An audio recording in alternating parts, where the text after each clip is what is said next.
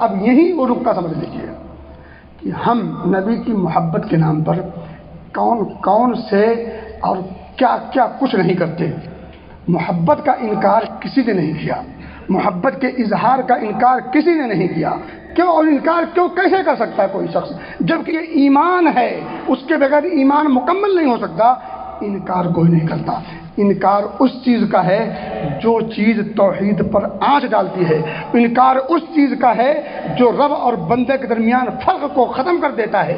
انکار اس چیز کا ہے جو شریعت کے خلاف ہوتا ہے. انکار اس چیز کا ہے جو نبی کے مشن پر آنچ آتی ہے. انکار اس چیز کا ہوتا ہے جو نبی اکرم صلی اللہ علیہ وسلم کی لائی ہوئی تعلیمات اور لائی ہوئی شریعت کی جب اپوزٹ بات ہوتی ہے تو پھر انکار کرنا ضروری ہوتا ہے. اب میں آپ کو بتا دوں آخری بات.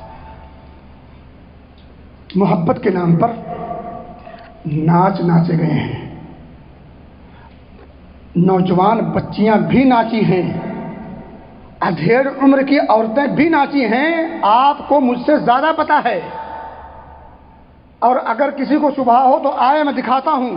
کچھ ویڈیو میں نے سیو کر رکھے ہیں بچیوں کے ناچتے ہوئے، بوڑھی اور جوان اور ادھیڑ عورتوں کے ناچتے ہوئے.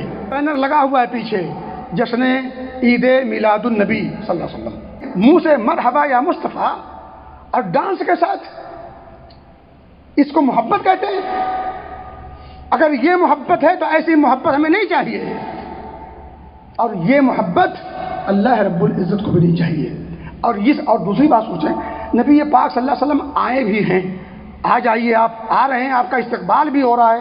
نبی پاک کو اسٹیج پہ بلا کر کے، نعوذ باللہ، پہلی بات تو یہ عقیدہ غلط ہے، یہ کفریہ عقیدہ ہے. نبی پاک صلی اللہ علیہ وسلم کی آمد ہو اور نبی کو اسٹیج پہ بٹھا کر کے اور نوخیز عورتوں کو نچاؤ، اسی کو محبت کہتے ہیں. یہی ادب ہے، یہی ادب ہے، اسی کو محبت کہتے ہیں، یہی دین ہے.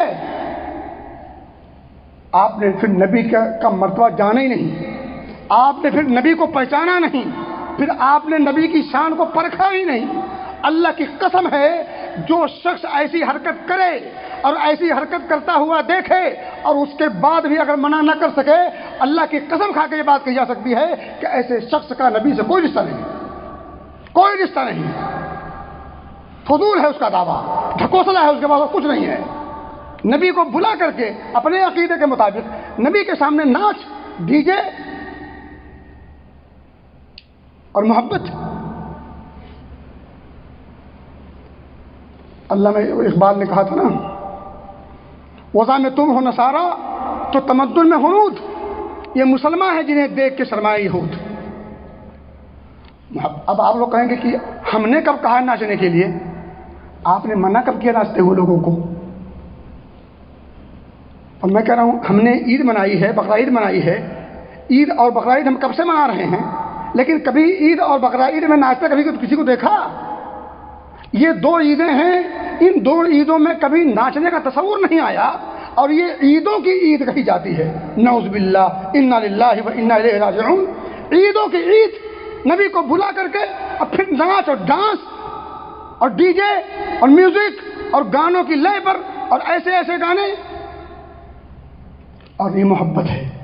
میں کہتا کہ عید اور بقرعید میں ناچنے کا تصور کیوں نہیں پیدا ہوا؟ کیونکہ یہ سنت سے ثابت ہے، کیونکہ یہ اللہ اس کے رسول کا حکم ہے. جو چیز اللہ اس کے رسول کا حکم نہ ہو اس میں برائی پیدا ہوتی ہے. یہ عذاب ہے سنت کے چھوڑنے کا، غیر شعوری عذاب جو محسوس نہیں ہو رہا ہے. یہ عذاب ہے سنت کو ترک کرنے کا، یہ عذاب ہے بدعت کو اپنانے کا. بدعت کی یہ مضر اثرات ہیں، بدعت کے یہ مضر اثرات ہیں، یہ اس کے مفاسد ہیں، یہ اس کی گندگیاں ہیں جو دکھ رہی ہیں. کبھی ناچ کے نام پر، کبھی ڈانس کے نام پر، کبھی عورت ناچ رہی ہے، کبھی خسرے ناچ رہے ہیں، کبھی نوجوان عورت ناچ رہی ہے، کبھی ادھیڑ عورت ناچ رہی ہے، اور وقت کا مولوی خاموش ہے. اور جب بات محبت کی آئے تو ان سے بڑا کوئی محبوب نہیں. جو ان چیز سے روکے وہ گستاخ ہے. کمال ہے یار، تیرے میزان کا، تیرے معیار کا. اللہ سے دعا ہے کہ اللہ سمجھ کی توفیق دے، اور محبت کا، ادب کا جو تقاضا ہے، نبی کی جو شان ہے اللہ ہمیں ان ساری چیزوں کو سمجھنے کی توفیق دے اور شان والے نبی کی عظمت کو سمجھنے کی توفیق دے اور بدعات و خرافات سے اللہ ہم سب کو دور رکھے.